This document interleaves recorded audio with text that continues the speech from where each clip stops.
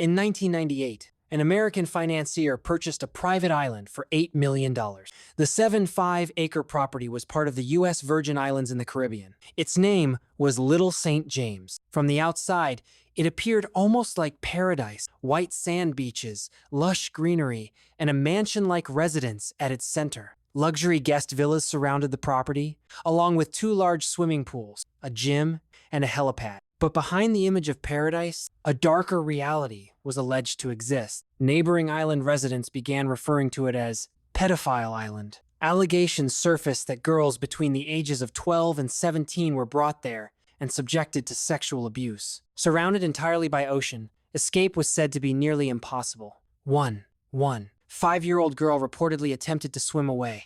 According to accounts, she was caught and her passport was taken. Perhaps most shocking were the names of those said to have visited the island. Wealthy and influential figures from around the world were reportedly seen there, including billionaires, celebrities, and politicians. Prince Andrew of the United Kingdom was publicly linked to the controversy. Public flight logs also showed that renowned scientist Stephen Hawking had traveled on Epstein's plane, and comedian Chris Tucker's name appeared in flight records as well. Other political and business figures were mentioned in public discussions. It is important to clarify that appearing in flight logs or photographs does not in itself prove criminal wrongdoing. The island was owned by Jeffrey Epstein, who had once worked as a math teacher in Brooklyn before becoming a financial advisor to billionaires. With an estimated net worth of around $600 million, he rose to become a multimillionaire. His network reportedly included prominent figures such as Bill Clinton and Donald Trump, and the name of former Israeli Prime Minister Ehud Barak also surfaced in media coverage. For years, Epstein's island and activities remained largely out of public scrutiny. Everything began to change in 2005, after a police complaint was filed in Florida by a 14-year-old girl. She alleged that she had been taken to a wealthy man's home under the pretense of giving a massage and promised $200 to $300. She later claimed that she was sexually abused. When questioned by police, she provided the names of 2 other girls. Those 2 provided more names, and the list continued to grow. Within months, authorities had identified 35 alleged victims. Police described the situation as resembling a pyramid scheme, with allegations that girls were paid to recruit other girls. Most of the alleged victims were under 18. By May 2006, Palm Beach police had prepared what they considered a strong case. In July 2006, the FBI launched an investigation called Operation Leap Year, producing a 53-page report. Statements were taken from Florida to New York and New Mexico. Allegations of international sex trafficking were raised. Despite the seriousness of the accusations, the case took an unexpected turn when Miami's federal attorney Alexander Acosta negotiated a secret non-prosecution agreement. Epstein pleaded guilty to 2 state-level prostitution-related charges. In exchange, he and his associates received broad immunity from federal prosecution. The agreement was sealed,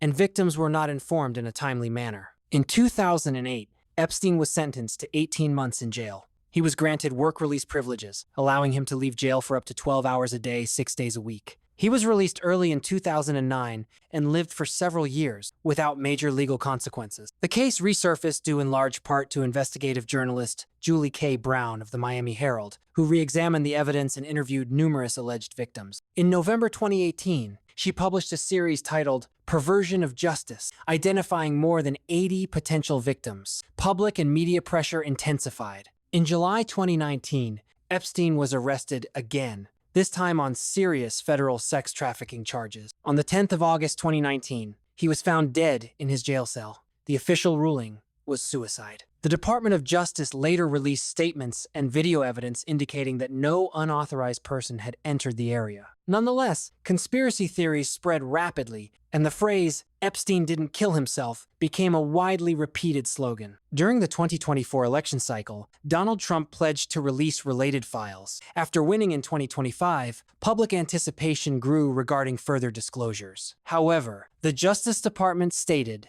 that there was no formal client list. Later, Trump reportedly described the issue as boring. Under public pressure, Congress introduced legislation, and in December 2025, some documents were released, though heavily redacted. Many names and details were blacked out. Trump's name appeared multiple times in certain documents and flight logs, which recorded several trips. It It is important to note that the appearance of a name in such records does not by itself establish criminal guilt. Additional allegations and statements emerged, which Trump denied as false, and the Justice Department characterized several claims as unsubstantiated. Even so, millions of pages of documents have not been fully released, and many available pages remain heavily redacted. Questions persist about what information may still be withheld and whether powerful individuals remain unnamed. The Epstein case is not only a story about alleged crime, it is also a story about the justice system, political influence, media scrutiny, and public trust. It raises enduring questions about accountability and whether the law applies equally to everyone. To this day, the so-called Epstein files remain an incomplete puzzle. Some answers have emerged, but many questions remain unanswered.